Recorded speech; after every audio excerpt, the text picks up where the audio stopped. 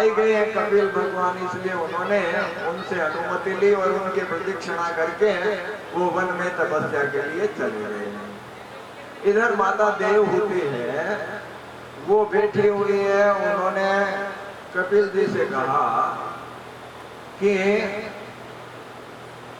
आप तो अपने सेवक के संसार रूपी वृक्ष को काटने के लिए कुल्हाड़ी के समान है, इसलिए मैं आपकी शरण, ये इंद्रियां जो है वो मुझे बड़ी परेशान करती रही विषय भोगों के लिए।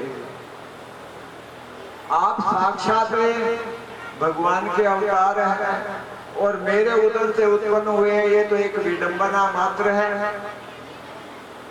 इसलिए मुझे ऐसा ज्ञान दीजिए कि मैं मेरा कल्याण कर सकूं। तो भगवान कपिल कहने लगे, चेत खलवस्य बंधाय मुक्तये चात्मनो मतम, कि ये चित्त जो है देवी मन है, ये ही बंधन और मुक्ति का कारण है। गुणेषु सक्तम बंधाय शतम वा पुंसि मुक्तये, जब ये विषय भोगों में संसार में आसक्त होता है तो जीव बंध जाता है, और जब ये मन ही भगवान में लग जाता है तो वो मुक्त हो जाता है। देखो ताला होता है ना, ताला, उसमें चाबी होती है, चाबी को इधर घुमा दो तो लॉक लग गया, बंद हो गया, और इधर घुमा दो तो खुल गया। तो ये मन है ना, ये चाबी की तरह से, मतलब ये चाबी आपके हाथ में है, भगवान ने चाबी दी है आपकी, अब मर्जी आए उधर घुमाओ। मुक्त होना है तो भगवान की तरफ लगा दो मन को, और बंधन में पड़ना है तो संसार की तरफ लगा दो। चाबी आपके हाथ में, और ये मन ही चाबी है। एक बार क्या था कि एक राजा के पास एक बकरा था। उसने घोषणा की कि ये जो मेरा बकरा है, इसको कोई भरपेट खिला दे तो मैं उसको आधा राज्य दूंगा। तो बहुत लोग आए, बकरे को ले गए, सारे दिन खूब घास खिलाया, खूब घास खिलाया, और बकरे का पेट भर दिया। अब राजा के पास ले जाकर कहा कि देखो हमने इसको भरपेट खिला दिया है, अब मुझे आधा राज्य दे दो। राजा ने कहा भाई ठीक है, लेकिन परीक्षा लूंगा मैं भरपेट खाया है कि नहीं। बोलो ले लो परीक्षा। तो राजा ने घास मंगवाया सेवक से और घास उसके सामने डाला। जैसे घास डाला तो बकरा घास खाने लगा। तब राजा ने कहा कहां भरपेट खिला दे, बेचारा भूखा है, घास खा रहा है। तो अब क्या कहें, चुप हो गया बोलने वाला। इस तरह से कई लोग ले गए पर सफल नहीं हुए। एक सत्संगी व्यक्ति था, उसने सोचा कि इसमें जरूर कोई राज है, तो उसने युक्ति लगाई और युक्ति लगा के बोला कि मैं इसको भरपेट खिलाऊंगा। वो बकरी को ले गया, ले जाके उसके सामने घास डाला और एक बेंच ली छड़ी। जैसे ही वो घास खाने लगा, जोर से उसके मुंह पर मारी और बकरा करता पीछे हट गया। जैसे ही बकरा घास खाने लगे तो छड़ी पड़े जोर की, तो बकरा शाम तक घास खाना भूल गया, घास की तरफ देखना भूल गया। अब शाम को ले गया, ले जा के कहा कि महाराज परीक्षा कर लो, खूब खिलाए। अब राजा ने जैसे घास मंगाया उसके सामने डाला तो बकरा तो पीछे हो गया। तो देखो बात हंसने की नहीं है, ये हमारा मन है ना, ये बकरा है। इसको विवेक की छड़ी से यदि रोकोगे ना तो रुक जाएगा, नहीं तो रुकने वाला नहीं है। इसको समझा के रुको कि इधर जाएगा तो ये दुर्गति होगी, इसलिए इधर चल, तब कल्याण हो सकता है। भगवान माता देवहूति से कहते हैं कपिल भगवान कि माता मेरे भक्त होते हैं, उनका संग करना चाहिए, जिसे संसार से मुक्त बनाते हैं। क्यों? सतां प्रसंगान मम भक्ति वीर्य, कि सज्जनों के संग से, भक्तों के संग से सतां प्रसंगान् मम वीर्य संवेदो भवन्ति हृद्यर्णरसायना कथा तज्जोषणाता समवर्गवर्त्मने श्रद्धारतिर्भक्तिरनुक्रमिष्यते। जब उन सत्पुरुषों का, साधु पुरुषों का संग किया जाता है तो उनके यहाँ मेरी महिमा वाली कथा कीर्तन होते हैं। तो उस संग से उसके मन में पहले श्रद्धा होती है भगवान के प्रति, फिर उनमें आसक्ति होती है और फिर भक्ति है वो बढ़ने लग जाता है। जैसे मीराबाई कहती है ना, अब तो भक्ति बढ़ गई, आनंद फल हुई, तो फिर उसे भगवान की प्राप्ति होती है। तो इसलिए संतों का संग होना चाहिए। कि संत कैसे होते हैं?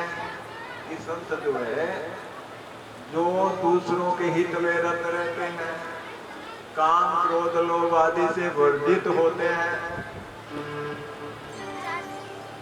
तो ऐसे जो संत हैं उनका संग करने से मेरी भक्ति जो है वो अनिमित्ता भागवतीर भक्ति सिद्धे गरीयते जरयत्यासु याकोसं निगीर्णं अनलो यथा निगीर्णं अनलो यथा। कि मेरी भक्ति ऐसी है जो अनिमित्ता हो, निष्काम मेरी भक्ति हो, वो मोक्ष से भी श्रेष्ठ है। मेरे भक्त मोक्ष भी नहीं चाहते। और वो वैसी है कि जैसे मनुष्य अन्न खाता है और जठराग्नि अग्नि है ना, पेट की जठराग्नि, वो अन्न को पचा डालती है। तो ऐसे ही उसके सारे मलों को, दोषों को वो भक्ति है वो नष्ट कर देती है और वो निर्मल होकर मेरी प्राप्ति कर लेता है। फिर कहा कि माता प्रकृति और पुरुष के विवेक से भी व्यक्ति मुक्त हो जाता है। प्रकृति और पुरुष का क्या विवेक है? देखो, भगवान ने जब ये सृष्टि की तो पहले जैसे ब्रह्मा जी एक मनु और शत्रुपा से हुए ना, ऐसे ही प्रकृति और पुरुष का अर्थ यहाँ पर आदमी नहीं है, परमात्मा ही है, जीव समझ लो। क्योंकि पुरुष सभी है, स्त्री भी पुरुष है, आदमी भी पुरुष है। यहाँ जो पुरुष कहा गया है ना, वो जीव, सब जीव जो है वो पुरुष ही है। तो प्रकृति और पुरुष का विवेक कैसे किया जाए? कि हमारा ये जो शरीर है ना, देखो इसमें 24 तत्व है प्रकृति के। वो 24 तत्व कौन से हैं? 500 देखो पंचभूत आपको बताया था। छिति जल पावक गगन समीरा, छिति जल पावक गगन समीरा, चरचित अति अनंत समीरा, चरचित अति अनंत समीरा। तो 5 तो ये महाभूत है और 5 ज्ञानेंद्रियां हैं। 5 ज्ञानेंद्रियां कौन सी है? एक तो आंख है, एक नाक है, एक कान है और एक रसना जीवा है और एक त्वचा है। ये 5 ज्ञानेंद्रियां हैं। ठीक है, कितने हो गए? कितने हो गए बोलो? 10 हो गए ना, 5 और 5 कर्मेंद्रियां हैं। कर्मेंद्रियां कौन सी है? एक तो हाथ है, दूसरे पैर है और एक वाणी जीव है ना, इसमें 2 इंद्रिय, ज्ञानेंद्रिया भी है और कर्मेंद्रिय भी है। और एक जननेंद्रिय और एक, यानी एक मूत्र विसर्जन वाली इंद्रिय, एक बल विसर्जन वाली इंद्रिय। ये 5 कर्मेंद्रियां हैं। तो कितने हो गए? 15। और 5 ज्ञानेंद्रियों के विषय हैं, रूप रस गंध शब्द स्पर्श। जैसे नेत्र का विषय है रूप, कान का विषय है शब्द, जीवा का विषय है रस और त्वचा का विषय है स्पर्श। तो ये 5 ज्ञानेंद्रियों के जो विषय हैं वो 5 विषय हैं। तो 20 हो गए। तो 20 तो देखो ये है, ये प्रकृति के हैं हमारे शरीर में। सबके शरीर में ये चीजें जो है वो क्या है, प्रकृति की है। और चार है जिसको अंतःकरण चतुष्टय बोलते हैं। उसमें क्या है, एक तो मन है, एक बुद्धि है, एक चित्त है और एक अहंकार है। ये चार अंदर है, भीतर है, आपको हमको दिखाई नहीं देते, अनुभव होते हैं केवल। तो इसलिए जैसे आंख की तरह से मन थोड़े दिखता है। एको देव मन साक्षी, एक जो परमात्मा है वही मन का साक्षी है। तो इसलिए चार ये अंतःकरण चतुष्टय कहलाते हैं। तो कितने हो गए, 24।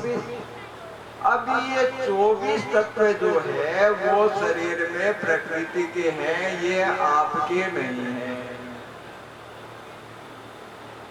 ये 24 तत्व किसके हैं, प्रकृति के हैं, ये आपके नहीं है।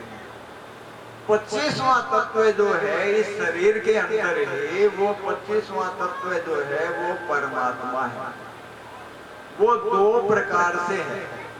भीतर तो वो अमृत रूप से विराजमान है और बाहर वो ही काल रूप से। तो जो भीतर बैठे हुए परमात्मा की शरण चला जाता है और प्रकृति के इन तत्वों से उसको अलग करके जान लेता है, पहचान लेता है कि ये है, वो परमात्मा को पहचानते ही परमात्मा का स्वरूप ही हो जाता है। बोले वृंदावन बिहारी लाल की जय। तो देखो गोस्वामी जी ने भी ये बात स्पष्ट की है, सोई जाने जेहु देहि जनाए, सोई जाने जेहि देहि जनाए, जानत तुम ही तुम्हें हो जाए, जानत तुम ही तुम्हें हो जाए। तुम्हारी कृपा तुम्हें रघुनंदन, तुम्हारी कृपा तुम्हें रघुनंदन, नहीं भगत भगत उसे चंदन, नहीं भगत भगत कि प्रभु आपकी कृपा से ही कोई आपको जानता है और वो जानते ही आपका ही स्वरूप हो जाता है। तो इस प्रकार जो 25वां तत्व है उसकी हम शरण में जाते हैं तो वो अमृत है और वो हमें भी अमृत बना देता है। बाहर वो ही काल रूप से है, जो संसार में ही आसक्त हैं, उनको वो काल रूप से काटता रहता है। देखिए इसमें एक बात और आपको बताता हूँ, शरीर चाहे ज्ञानी का हो चाहे अज्ञानी का हो, शरीर तो नश्वर ही है, पर ज्ञानी क्या है कि शरीरों से अपना संबंध छोड़ देता है। वो ये मान लेता है कि ये मेरे शरीर है ही नहीं, मेरा इससे कोई संबंध प्रकृति से नहीं है। वो तो वहां भीतर ही अमरत्व प्राप्त कर लेता है, क्योंकि स्वरूप पर ये काल जो है ना, काल की स्वरूप पर कोई दाल नहीं गलती। आत्मा को तो स्पर्श ही नहीं कर सकता काल, ऐसा आपका स्वरूप है। आप ही आत्मा हो, पहचानो अपने आप को। भगवान वासुदेव क्या कहते हैं गीता में, न जायते देवा कदाचित नायम भूत्वा भविता वानुभूयः, कि अर्जुन मैं ही अनादि अजन्मा नहीं हो, तुम भी अनादि और अजन्मा हो, अज हो तुम, नित्य हो, शाश्वत हो, और न हन्यते हन्य माने शरीरे, शरीर के मरने पर तुम मरते नहीं हो। ये आपकी महिमा है नारायण, भगवान वासुदेव कह रहे हैं। तो यद दृष्टम, जो कुछ दिखाई देता है, तद नष्टम, वो नष्ट होता है। आत्मा कहीं दिखाई देती है? आत्मा दृश्य नहीं है, कोई परमात्मा को देख नहीं सकता। इंद्रियों के द्वारा वो दृश्य नहीं है, इसलिए उस ज्ञान को अपरोक्ष ज्ञान कहते हैं। और हमारे क्या है कि हमें परमात्मा को जैसे संसार की वस्तुएं देखते हैं ना, वैसे देखना चाहते हैं। परमात्मा ऐसे दिखाई नहीं देती। परमात्मा तो अनुभव का अनुभूति होती है। वो जब कृपा करते हैं तो अनुभव करवा देते हैं कि देख ले ये।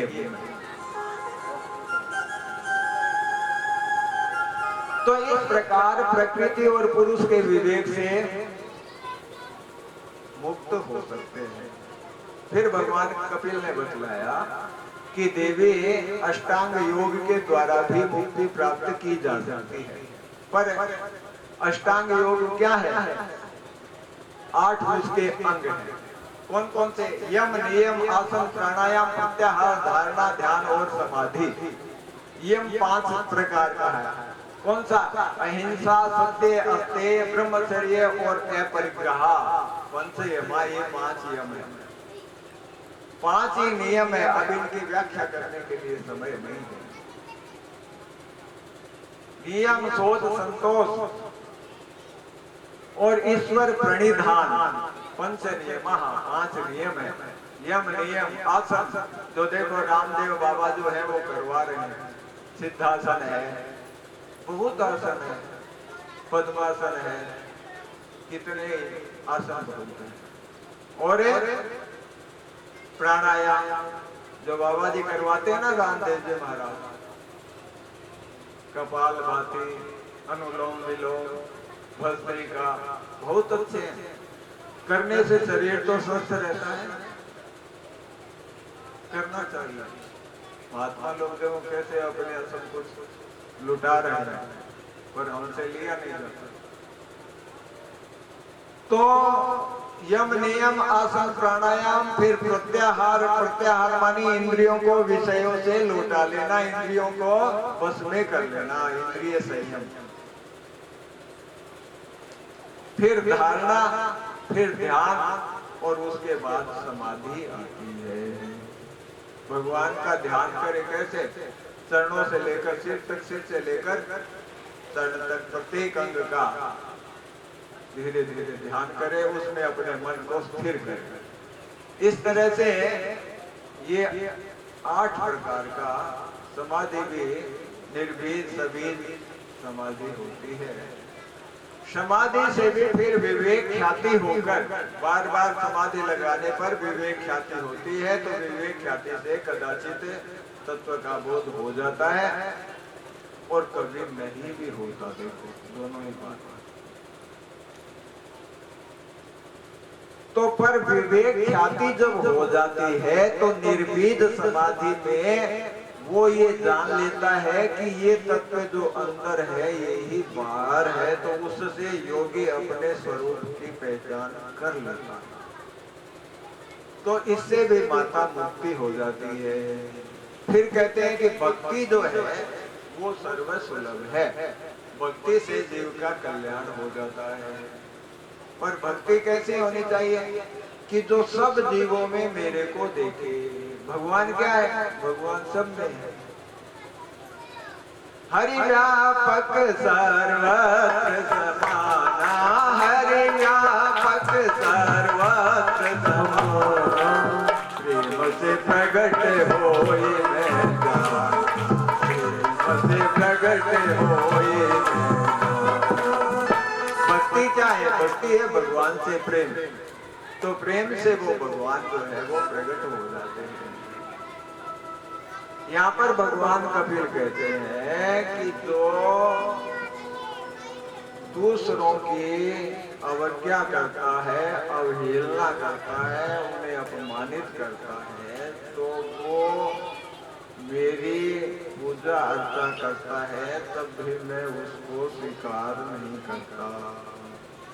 क्योंकि उधर तो वो मेरा अपमान करता है और इधर पूजा कर रहा है। चाहे कोई कितने ही उपचारों के साथ बड़े से बड़े 56 भोग लगाए, कितना ही उपचार करे, पर भगवान कहते हैं उससे मैं संतुष्ट नहीं होता। भगवान तो भक्ति से संतुष्ट है।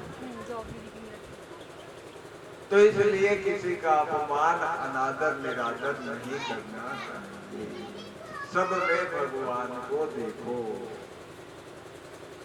अर्चादो अर्थ है तावत ईश्वरम माम स्वकर्म कृत, कि अर्चा आदि में तब तक पूजा करता रहे मेरी मूर्ति आदि में, यावन वेदेश्वर यदि सर्वभूतेषु अवस्थितम, जब तक वो ये नहीं जान जाए कि जो सब भूतों के अंदर, सब प्राणियों के अंदर जो परमात्मा है, उस परमात्मा का जब तक उसे अपने हृदय में बोध नहीं हो जाए तब तक वो पूजा में लगा रहे। फिर क्या करे, फिर वो सब में पूजा करे। फिर वो देखे कि ईश्वरो जीव कलया प्रविष्ट भगवान इति, कि ईश्वर ही जीव के रूप में सब में बैठा है, इसलिए मन सा मन से वो सबको प्रणाम करे।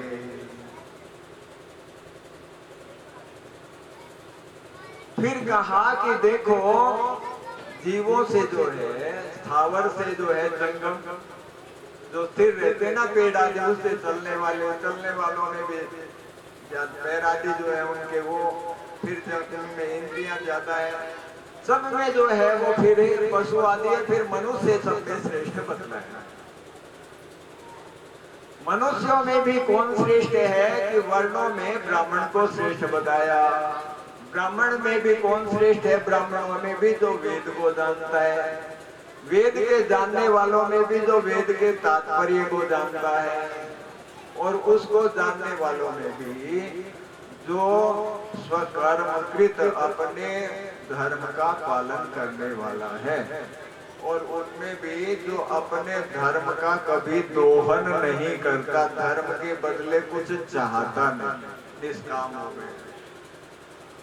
और हे देवी, सबसे प्रिय जो है वो मुझे वो है जिसने अपने मन को, शरीर को और सर्वस्व को मेरे अर्पित कर दिया है, कर्म और कर्म फल मुझको ही सौंप दिया है।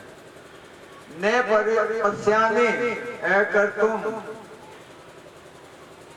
के जो अकर्ता स्वरूप में स्थित हो गया है। ने पश्यामि परम भूतम अकर्तु समदर्शनात्, जिसका कर्तृत्व से निषेध हो गया है, कर्म हो रहा है पर वो ये नहीं मानता कि मैं कर्म करता हूँ।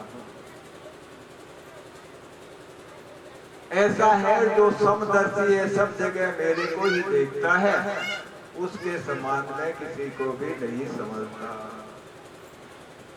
नानक देव जी क्या कहते हैं, देवी नर हो मैं तदी और करता राम पिछाण, कह नानक वह मुक्त नर ये मानस दूजा,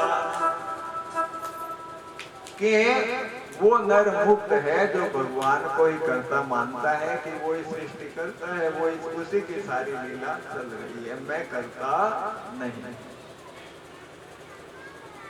फिर भगवान कपिल ने माता देवहूति को ये भी बताया कि देखो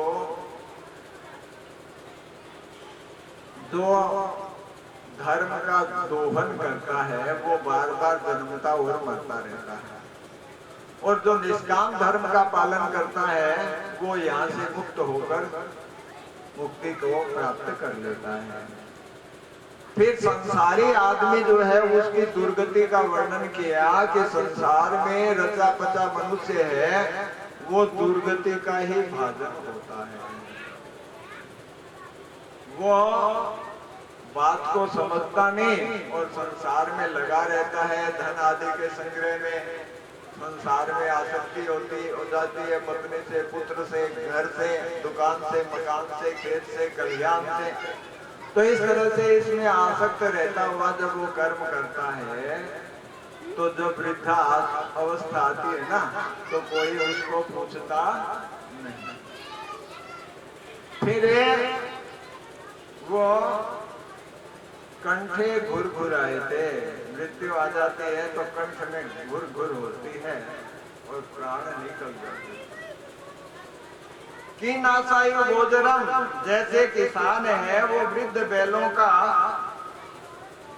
हाल चाल ध्यान है वो ठीक से नहीं रखता, कुछ आगे पीछे का है उसको डाल देता है उसका, क्योंकि महत्व नहीं रहा, बैल वृद्ध हो गया, काम आता नहीं। अब इसी तरह से गृहस्थ में जब मनुष्य लगा रहता है आसक्ति में, तब शरीर दर्दर हो जाता है। घर वाले देखते हैं अब ये किसी काम का नहीं रहता तो उसको कोई नहीं पूछता, पास ही आकर नहीं देखते। तो नारायण ये कथा ये कह रहे कि चेतो कहाँ सो रहे हो कब,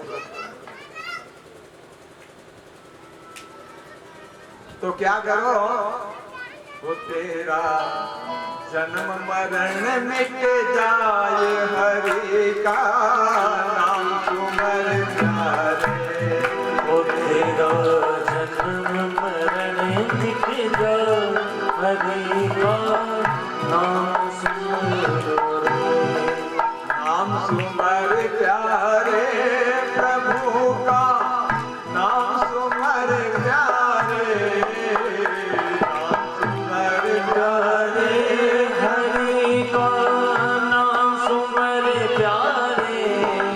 तेरा जन्म मरण मिट जाए, हरि का नाम सुमर प्यारे। तेरा जन्म मरण मिट जाए, हरि का नाम सुमर प्यारे।